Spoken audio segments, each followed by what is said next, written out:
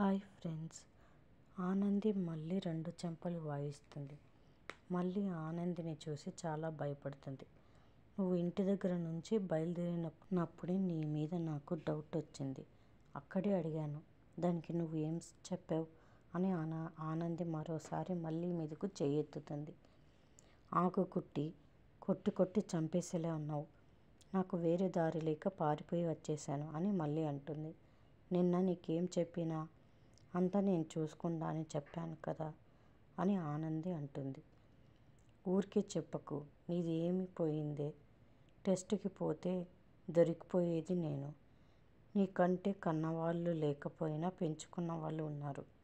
నాకెవరు లేరు కదా. ఇప్పుడు నేను జీవన కాదు అని తెలిస్తే నన్ను ఆ ఇంట్లో ఉండనివ్వరు అని మళ్ళీ అంటుంది. చెప్పింది మళ్ళీ మళ్ళీ చెప్తున్నావు. జ్యోతమ్మకి ఏమీ కానంతవరకు ఎవరి ఆటలైనా ఏదైనా అవుతుంది అని తెలిస్తే బుర్ర మస్తు డిస్టర్బ్ అవుతుంది. అప్పుడు ఎట్లా కొడతానో నాకే తెలీదు. టైం లేదు, పదామని ఆనంది అంటుంది. దండం పెడతాను కుట్టి, నన్ను వదిలి. నేను వస్తే జీవనని కాదని తెలిసిపోతుంది. నువ్వు రాకపోయినా నువ్వు జీవనవి కాదని తెలుస్తుంది అని ఆనంది అంటుంది. ఎలా తెలుస్తుంది అని జీవన్ అడుగుతుంది. నేనే చెప్తాను. ఇప్పుడు నాతో రాకపోతే నేనే అందరికీ నువ్వు జీవనవి కాదు అని చెప్తాను. వస్తావా? పోయి చెప్పమంటావా?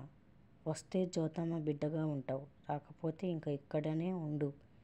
ఇంకా ఆ ఇంటికి నువ్వు రానవసరం లేదు అని నేను చూసుకుంటా అన్నాను కదా అని ఆనంది అంటుంది. వస్తే నువ్వు ఏమి చేస్తావు అని మళ్ళీ అడుగుతుంది. ఏమో అంతా ఆ శివయ్య మీదే భారం వేస్తున్నా అని ఆనంది అంటుంది. హాస్పిటల్కి వెళ్తారు. ఇందు వంశీ షాకే చూస్తూ ఉంటారు. మల్లికి వాటర్లో మత్తు టాబ్లెట్ వేసి ఇస్తుంది. టెస్ట్కి లోపలికి వెళ్తారు. డాక్టర్ మల్లికి డ్రెస్ ఇస్తుంది. ఇది వేసుకొని టెస్ట్లకు రమ్మని చెప్తుంది. మల్లికి మత్తు వచ్చి పడిపోతుంది. ఆనంది ఆ డ్రెస్ వేసుకొని ముఖానికి మాస్క్ పెట్టుకొని టెస్ట్లకు వెళ్తుంది. అన్ని టెస్టులు అయిపోయినాయి. రేపు రిపోర్ట్స్ వస్తాయి.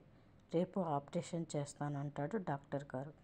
ఈరోజు ప్రోమోలో జ్యోతి ఆనందిని రేపు హాస్పిటల్కి రావద్దని చెప్పు అని మల్లితో ఇందుకి చెప్పి పంపిస్తుంది. ఆనందితో చెప్తుంది మళ్ళీ. దానికి ఆనంది షాక్ అయి చూస్తూ ఉండిపోతుంది. మరిన్ని అప్డేట్స్ కోసం ప్లీజ్ సబ్స్క్రైబ్ చేసి లైక్ చేయండి.